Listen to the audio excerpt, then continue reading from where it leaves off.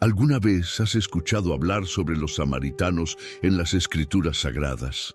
Esa comunidad históricamente menospreciada y rechazada por los judíos. Tal vez estés familiarizado con la famosa parábola del buen samaritano, una historia que resalta la importancia de la misericordia. Sin embargo, pocos conocen el profundo trasfondo de conflictos, rivalidades y resentimientos que se esconden detrás de esta narración. La relación entre samaritanos y judíos fue mucho más compleja y tensa de lo que la mayoría imagina. ¿Quiénes eran estos samaritanos realmente? ¿Por qué existía tanto odio entre estos dos pueblos hasta el punto de evitarse mutuamente a toda costa, negándose incluso a cruzar las fronteras de sus respectivos territorios? Para comprender la magnitud de esta enemistad, necesitamos retroceder en el tiempo y descubrir qué sucedió en la historia para que dos pueblos que alguna vez fueron uno, terminaran con tal aversión el uno al otro. Este video es una oportunidad única para descubrir todos los secretos que rodean esta histórica enemistad. Acompáñanos en este viaje para entender cómo surgió esta profunda división entre los samaritanos y los judíos. ¿Por qué los primeros fueron considerados impuros por los segundos? ¿Qué hechos y circunstancias históricas dieron forma a este odio tan arraigado? Y, más allá de todo esto, ¿qué ha sido de los samaritanos en el presente? ¿Siguen existiendo como comunidad? ¿Qué huellas dejaron en la historia? Te invito a quedarte con nosotros hasta el final para conocer toda la historia de los samaritanos en la Biblia. Una narrativa mucho más profunda de lo que imaginas, llena de giros sorprendentes y lecciones que resuenan hasta hoy. La historia de los samaritanos no comienza con Jesús ni en el contexto del Nuevo Testamento, sino que sus raíces se hunden siglos antes, en la época de los reinos de Israel y Judá. Para comprender la razón detrás del rechazo hacia los samaritanos, debemos retroceder aún más en el tiempo, hacia el momento crucial en el que Israel dejó de ser un reino unido y comenzó a dividirse en dos reinos separados. Hubo un periodo en el que el pueblo elegido vivió bajo un solo monarca. Primero, Saúl fue el rey que unió a las tribus, seguido por David, el gran rey guerrero, y después su hijo Salomón, el rey sabio. No obstante, tras la muerte de Salomón, todo cambió drásticamente. El reino que antes se mantenía fuerte y cohesionado comenzó a fracturarse. El hijo de Salomón, Roboam, asumió el trono, pero su ascenso al poder sería el inicio de un proceso de fragmentación que marcaría el comienzo de un cisma que transformaría para siempre la historia de Israel. La dureza de corazón de Roboam, sumada a su actitud arrogante, desató una rebelión que transformó por completo el destino de Israel. El pueblo del norte, agotado por los altos impuestos y el gobierno opresivo, decidió rechazar su liderazgo y seguir a un nuevo rey, Jeroboam. De este modo, el reino de Israel se fracturó en dos. Al norte surgió el reino de Israel con Samaria como capital, y al sur se mantenía el reino de Judá, con Jerusalén como su centro religioso y político. A partir de ese momento, lo que una vez fue una nación unida, ahora se convirtió en dos pueblos profundamente rivales. Judá permaneció fiel al templo de Jerusalén y a la línea dinástica de David, mientras que Israel decidió forjar su propio destino, creando lugares de culto alternativos y apartándose de las enseñanzas que Dios había establecido. Jeroboam, temeroso de que su pueblo regresara a Jerusalén para adorar en el templo, optó por construir altares en Betel y Dan, incorporando prácticas religiosas ajenas que diluían la pureza de la adoración a Dios. Este acto marcó el comienzo de una separación religiosa y cultural que solo se profundizaría con el tiempo. Las repercusiones de este cisma fueron devastadoras. Mientras Judá logró mantenerse relativamente estable, el reino de Israel se sumió en el caos. Gobernado por una sucesión de reyes inestables, Israel cayó cada vez más en la idolatría y la rebelión contra las leyes divinas. Los profetas enviados por Dios trataban de advertirles de las consecuencias de su desobediencia, pero el pueblo hizo caso omiso de sus palabras. El juicio de Dios, tarde o temprano, fue inevitable. En el año 722 a.C., el temido imperio asirio, conocido por su brutalidad y su imparable fuerza bélica, invadió el reino del norte. El rey asirio, Salmanasar V, sitió Samaria, la capital de Israel, en un asedio que duró 3 largos años. La ciudad cayó en la desesperación. El hambre y el sufrimiento se apoderaron de los habitantes, y cuando finalmente Samaria fue tomada, los asirios entraron con una violencia desmedida, arrasando todo a su paso. Las viviendas fueron reducidas a escombros, los templos saqueados y las familias separadas, pero lo más devastador estaba por suceder. Para evitar que Israel pudiera recuperarse algún día y resistir nuevamente, los asirios implementaron una estrategia aún más despiadada, la deportación masiva. La mayoría de la población fue llevada como prisionera a territorios distantes, dispersándose por todo el vasto imperio asirio. Solo los más humildes y aquellos considerados insignificantes fueron dejados atrás, marcando el comienzo de una dispersión masiva que borró casi por completo a las 10 tribus del reino del norte de la faz de la tierra, dejándolas en el olvido. La huella de las invasiones extranjeras quedó grabada de manera profunda en la tierra de Israel. El reino del norte, que en su apogeo había sido símbolo de poder y prosperidad, ahora se encontraba reducido a escombros. Sus tierras fueron arrasadas por completo, sus ciudades destruidas y su gente dispersada por todo el vasto imperio asirio. Pero esta devastación no se detuvo allí. Las repercusiones de la invasión se extendieron aún más. Los asirios, para asegurarse de que la región nunca volviera a ser una amenaza, idearon una estrategia aún más calculada. Decidieron repoblar Samaria y sus alrededores con pueblos extranjeros. De este modo, trajeron a babilonios, cutitas y otros pueblos paganos para ocupar las tierras que una vez fueron parte del reino de Israel. Estos nuevos colonos no solo ocupaban las tierras, sino que también introdujeron sus propias costumbres, creencias y prácticas religiosas, creando una mezcla cultural que alteró por completo el paisaje de la región. Al principio, la llegada de estos nuevos pueblos generó numerosos conflictos y tensiones. En el segundo libro de los Reyes, capítulo 17, se relata un evento peculiar. Comenzaron a producirse ataques de leones contra los recién llegados. Los asirios interpretaron estos incidentes como un castigo de los dioses locales por la presencia de los extranjeros en una tierra que, según creían, debía ser santificada por los dioses israelitas. Para calmar la situación y evitar más disturbios, los asirios tomaron una medida adicional. Decidieron enviar a algunos sacerdotes israelitas exiliados de vuelta a Samaria con el propósito de enseñar la ley de Dios a los nuevos habitantes. Sin embargo, en lugar de convertirse por completo a la fe israelita, los colonos extranjeros comenzaron a mezclar sus propias creencias paganas con la religión de Israel. Aunque empezaron a temer al Señor, continuaron adorando a sus dioses tradicionales, creando una amalgama religiosa que desafió las enseñanzas puras de la fe israelita. Este sincretismo religioso dio origen a un nuevo pueblo, los samaritanos. Aunque sus raíces eran israelitas, las influencias extranjeras se habían infiltrado profundamente en su fe y cultura, dando lugar a una comunidad que, aunque compartía algunas costumbres de los antiguos israelitas, también adoptaba prácticas y creencias de pueblos paganos. Con el paso de los siglos,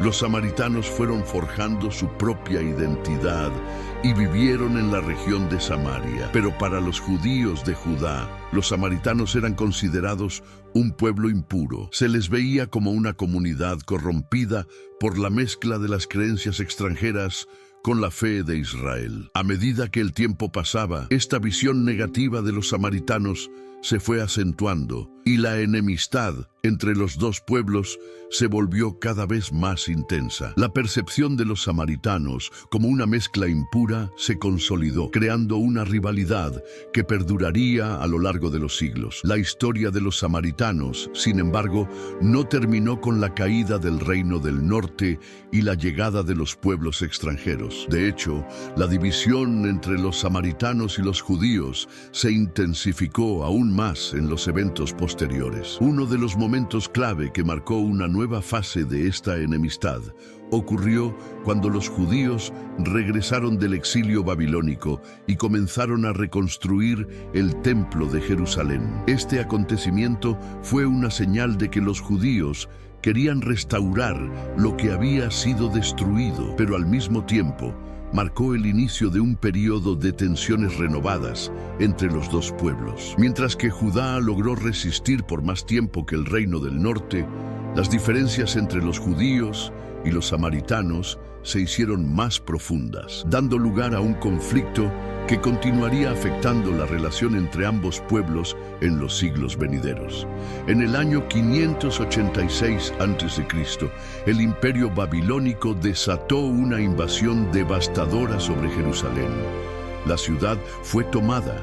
El templo de Salomón, el corazón del pueblo judío, fue destruido y miles de judíos fueron deportados a Babilonia. Durante 70 largos años, el pueblo judío vivió en exilio, lejos de su tierra prometida, sin su lugar de adoración y con la esperanza desvanecida. Muchos perdieron la fe en un regreso y pensaron que su vínculo con Jerusalén se había roto para siempre. Sin embargo, algo extraordinario ocurrió. El imperio babilónico cayó y con él su dominio sobre la región. Los persas, bajo el liderazgo de Ciro el Grande, tomaron las riendas del poder. A diferencia de los babilonios, Ciro adoptó una política mucho más tolerante hacia los pueblos que había conquistado. Con un gesto sorprendente, permitió que los judíos regresaran a su tierra natal y reconstruyeran su templo en Jerusalén. Este acto fue visto como el cumplimiento de las profecías de los grandes profetas Jeremías e Isaías, una clara señal de que Dios estaba obrando en favor de su pueblo elegido. Animados por una renovada esperanza, los judíos comenzaron su regreso a Jerusalén bajo el liderazgo de personajes clave como Zorobabel, Esdras y Nehemías. Llegaron a la ciudad con una visión de restauración, con planes para reconstruir tanto la ciudad como el templo. Pero pronto se dieron cuenta de que la tarea sería mucho más difícil de lo que habían anticipado. Mientras los judíos estuvieron ausentes, los samaritanos prosperaron en la región, estableciéndose como una sociedad fuerte. Integraron aspectos del culto israelita con prácticas paganas, creando una fe sincretista. Aunque seguían parte de la ley de Moisés, no aceptaban los profetas ni las enseñanzas más recientes de los judíos. Esta mezcla de creencias resultó en una práctica religiosa distinta que contrastaba fuertemente con la tradición pura que los judíos deseaban restaurar. Cuando los judíos comenzaron la reconstrucción del templo, los samaritanos se acercaron con una propuesta aparentemente amistosa. Ofrecieron su ayuda, alegando que adoraban al mismo Dios y deseaban participar en la reconstrucción. A primera vista, esto pudo parecer un gesto de buena voluntad, pero los judíos no fueron ingenuos. Sabían que los samaritanos seguían una religión contaminada por influencias extranjeras y temían que su participación en el proyecto alterara la pureza del culto y la adoración a Dios que querían restablecer en Jerusalén. La desconfianza entre ambos pueblos creció rápidamente y este incidente marcó un punto crítico en su relación. La negativa de los judíos a aceptar la ayuda de los samaritanos en la reconstrucción del templo fue percibida por los samaritanos como un desprecio. Zorobabel y los líderes judíos dejaron claro que la misión de restauración había sido encomendada exclusivamente a los descendientes de Israel, aquellos que habían permanecido fieles a las enseñanzas de Dios. Esta respuesta humillante para los samaritanos dejó en ellos un profundo resentimiento, sintiéndose rechazados e indignos de participar en el plan divino. Este rechazo provocó que el resentimiento entre ambos pueblos se transformara en un odio absoluto. Aquellos que antes podrían haber sido considerados aliados, ahora se veían como enemigos irreconciliables. Los samaritanos, al darse cuenta de que no podían participar en la reconstrucción, decidieron hacer todo lo posible por obstaculizar el proceso. El libro de Esdras, capítulo 4, relata cómo los samaritanos empezaron a sabotear el proyecto de reconstrucción del templo. Atacaron a los trabajadores, difundieron rumores maliciosos y llegaron incluso a sobornar a funcionarios del gobierno persa para detener el avance de la obra. Los samaritanos sabían que si Jerusalén recobraba su grandeza y el templo se reconstruía, la influencia de los judíos en la región crecería considerablemente y perderían el control que habían ganado durante el exilio. Su estrategia fue efectiva. Las acusaciones de los samaritanos llegaron hasta el rey de Persia, quien, al escuchar las quejas, ordenó la paralización de la construcción del templo. Este golpe fue devastador para los judíos, quienes cayeron en un profundo desánimo y abandonaron la obra por un tiempo. Parecía que el proyecto que tanto habían anhelado no se materializaría. Sin embargo, Dios no los abandonó. Levantó a los profetas Ageo y Zacarías, quienes llegaron en un momento crucial para animar al pueblo. Les recordaron la importancia de continuar con la misión encomendada, que la reconstrucción del templo era esencial para el cumplimiento del plan de Dios. Con su aliento renovado, los judíos retomaron la obra, decididos a seguir adelante, a pesar de las dificultades y de la oposición de los samaritanos.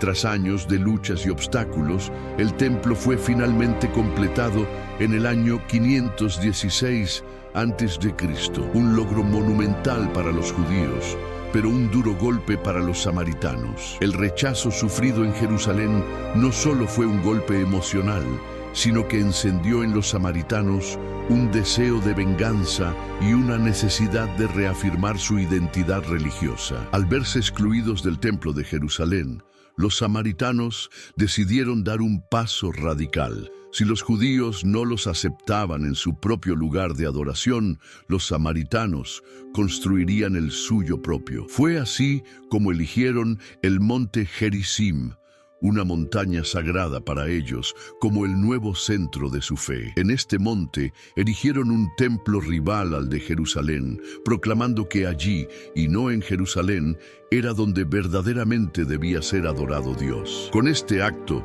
desafiaron la autoridad del templo de Jerusalén y profundizaron la división que ya existía entre ambos pueblos. Este gesto no solo consolidó la ruptura religiosa, sino que también cimentó una rivalidad que continuaría dejando huellas en la historia de las relaciones entre judíos y samaritanos.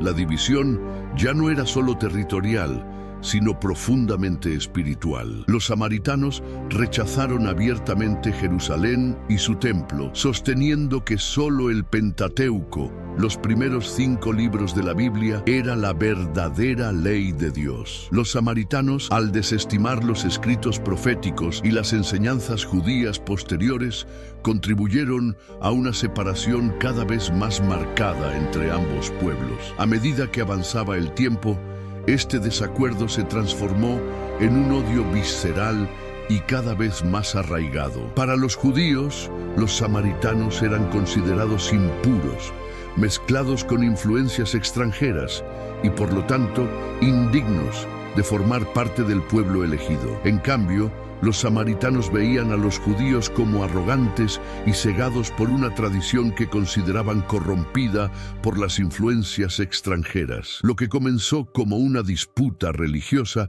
se transformó en una enemistad profunda que perduraría a lo largo de los siglos. Después de haber sido rechazados en la reconstrucción del templo en Jerusalén, los samaritanos decidieron seguir su propio camino religioso. Para ellos, el lugar legítimo de adoración a Dios no estaba en Jerusalén, sino en el monte Gerizim, ubicado en la región de Samaria.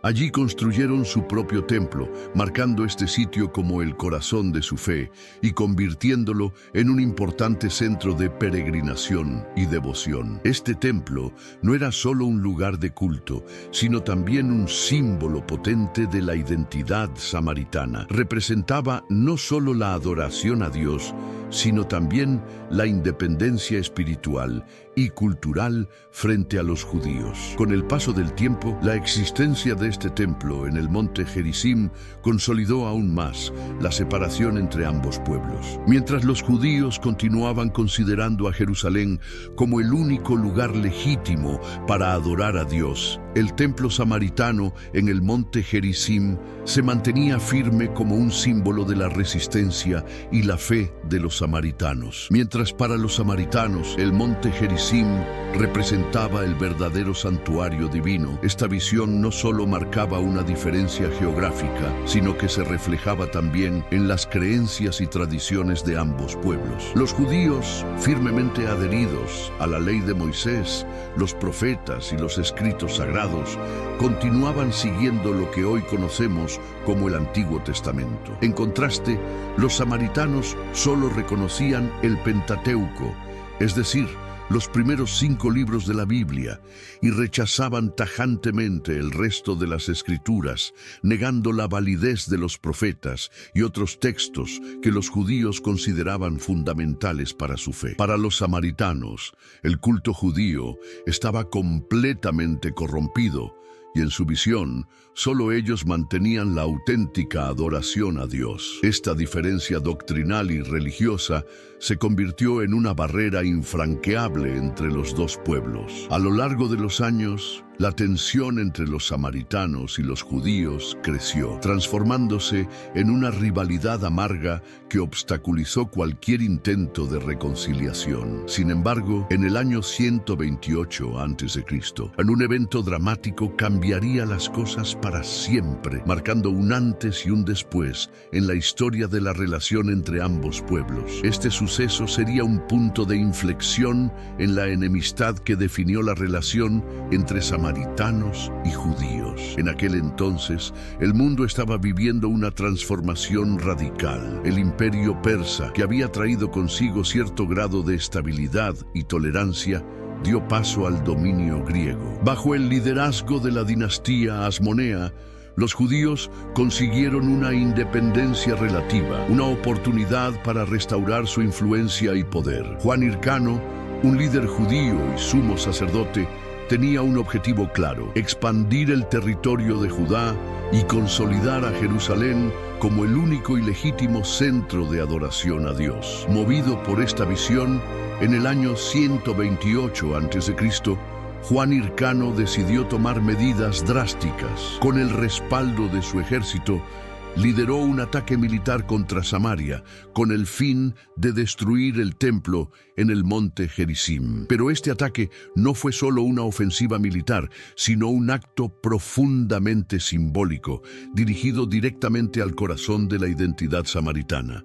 La destrucción del templo en el monte Gerizim fue un golpe devastador para los samaritanos. Este templo representaba para ellos el centro sagrado de su fe, el lugar donde se encontraban con Dios y donde su identidad religiosa encontraba su expresión más pura. La pérdida de este santuario no solo significaba una derrota material, sino una humillación espiritual profunda. Para los samaritanos, este ataque no fue simplemente meramente una agresión militar, sino un acto de desprecio hacia todo lo que representaban y creían. Fue una aniquilación de su lugar más sagrado, un ataque directo contra su relación con lo divino. Este evento no solo marcó un quiebre histórico, sino que reforzó aún más la barrera de odio y resentimiento que ya existía entre los dos pueblos. Los samaritanos, al ver destruido su templo, sintieron que su identidad religiosa había sido atacada de manera irreparable, mientras que los judíos, por su parte, vieron en este acto una victoria sobre un pueblo que consideraban impuro. La división entre ellos se profundizó aún más, creando una enemistad que perduraría por generaciones, mucho más allá de la destrucción física del templo en el monte Gerizim. La caída del templo en el monte Gerizim dejó a los samaritanos aún más aislados y marginados, percibidos por los judíos como un pueblo desterrado de la verdadera adoración a Dios. Para los judíos, esta destrucción fue vista como una victoria religiosa significativa. Con la desaparición del templo samaritano, el templo de Jerusalén se consolidaba como el único lugar legítimo para rendir culto a Dios. Sin embargo, esta victoria vino con un alto costo. La animosidad entre judíos y samaritanos alcanzó niveles sin precedentes, y a partir de este momento, la relación entre ambos pueblos se deterioró de manera irreversible. La destrucción del templo en el monte Gerizim no solo acentuó las diferencias religiosas, sino que intensificó la exclusión de los samaritanos por parte de los judíos. Aunque previamente ya eran considerados como un pueblo impuro, resultado de las uniones entre israelitas y extranjeros traídos por los asirios, ahora su estatus fue mucho más grave. Los samaritanos no solo eran vistos como una mezcla de sangre, sino también como enemigos directos del judaísmo. Para los judíos, estos apóstatas ya no formaban parte del pueblo elegido de Dios. Eran considerados indignos de la alianza con el Señor. La hostilidad que los judíos sentían hacia los samaritanos se intensificó, y las consecuencias fueron devastadoras. Los samaritanos fueron objeto de un profundo desprecio y fueron evitados en todos los aspectos de la vida diaria. El trato hacia los samaritanos se volvió aún más severo. Los matrimonios entre judíos y samaritanos estaban estrictamente prohibidos, pues los judíos temían que cualquier vínculo pudiera contaminar su pureza espiritual. Cualquier contacto con los samaritanos requería un proceso de purificación, ya que eran considerados impuros espiritualmente. Esta actitud exacerbó aún más la división entre los dos pueblos, condenando a los samaritanos a vivir en constante hostigamiento. La situación de los samaritanos empeoró con el paso de los años, y su exclusión se consolidó aún más. Incluso durante las peregrinaciones religiosas, la hostilidad alcanzaba su punto álgido. Cada año, miles de judíos viajaban a Jerusalén para participar en las grandes festividades religiosas. El camino más directo para muchos de ellos pasaba por Samaria, pero debido al profundo resentimiento entre los dos pueblos, la mayoría prefería dar un rodeo largo, aun cuando esto significara un viaje mucho más agotador. En los casos en que un judío se veía obligado a atravesar Samaria, era común que enfrentara insultos, provocaciones e incluso violencia por parte de los samaritanos. El odio era mutuo, y la animosidad era tan intensa que la relación entre ambos pueblos seguía siendo una de las más conflictivas y desgarradoras de la historia bíblica. Los judíos y los samaritanos no solo se despreciaban, sino que, en ocasiones, incluso llegaban a atacarse entre sí. Sin embargo, todo esto cambiaría con la llegada de Jesús. Al aparecer en escena, Jesús no solo ignoró esta rivalidad histórica, sino que desafió las normas de su tiempo de manera radical. A través de sus palabras y acciones, Jesús demostró que Dios no hace distinción entre las personas y que el amor verdadero trasciende todas las barreras culturales, religiosas e históricas. Dos episodios en particular ilustran este mensaje de manera poderosa. La parábola del buen samaritano y el encuentro de Jesús con la mujer samaritana en el pozo de Jacob. Estos momentos no fueron simplemente gestos de compasión, sino declaraciones audaces de que el Evangelio es para todos, sin excepción alguna. Jesús no vino solo a predicar el amor entre los suyos, sino a enseñar que ese amor debía extenderse a toda la humanidad, sin importar las divisiones. Todo comenzó cuando un experto en la ley, buscando poner a prueba a Jesús, le hizo una pregunta crucial. «Maestro, ¿qué debo hacer para heredar la vida eterna?», preguntó el hombre. Jesús, con su infinita sabiduría, respondió con otra pregunta. «¿Qué está escrito en la ley? ¿Cómo la interpretas?». El hombre respondió correctamente, citando lo más fundamental de la ley. «Amarás al Señor tu Dios con todo tu corazón y a tu prójimo como a ti mismo». Al ver que el hombre había comprendido la esencia de la ley, Jesús le respondió: «Muy bien, haz esto y vivirás». Sin embargo, el hombre, buscando justificarse a sí mismo, le planteó una nueva pregunta. «¿Quién es mi prójimo?». Esta fue la pregunta que cambiaría el curso de la conversación, porque el hombre esperaba una respuesta sencilla, casi predecible, como «tu prójimo es tu hermano judío». Pero Jesús, con su infinita sabiduría y amor radical, no iba a ofrecer una respuesta fácil. En lugar de eso, contó una parábola que desmantelaría por completo los conceptos religiosos establecidos de la época. Jesús relató la historia de un hombre que viajaba de Jerusalén a Jericó, un camino conocido por su peligrosidad y por ser frecuentado por ladrones. Mientras caminaba, el hombre fue atacado, golpeado y dejado casi muerto al borde del camino. Este era un escenario común en esas rutas solitarias, pero lo que ocurrió después cambiaría el enfoque de la historia por completo. 3 personas pasaron junto al hombre herido, y cada una de ellas representaba una figura diferente dentro de la sociedad. En este momento, Jesús estaba a punto de desafiar todas las expectativas y prejuicios, llevando su enseñanza mucho más allá de lo que todos pensaban saber acerca del prójimo y el amor verdadero. La primera persona que pasó por allí fue un sacerdote, un hombre considerado un modelo de virtud religiosa y de piedad. Sin embargo, al ver al hombre herido y tendido en el camino, el sacerdote pasó de largo sin detenerse a ofrecer ayuda. Su indiferencia fue un golpe directo a la expectativa de los oyentes, quienes habrían esperado que un hombre de Dios fuera el primero en actuar con compasión. Luego, un levita, otro servidor religioso de la comunidad, pasó por el mismo camino. Al igual que el sacerdote, vio al hombre herido, pero sorprendentemente también decidió evitarlo y continuar su camino. En este punto, los oyentes probablemente pensaban que la historia no podía sorprenderles más. Sin embargo, lo que sucedió a continuación desafiaba todas las expectativas.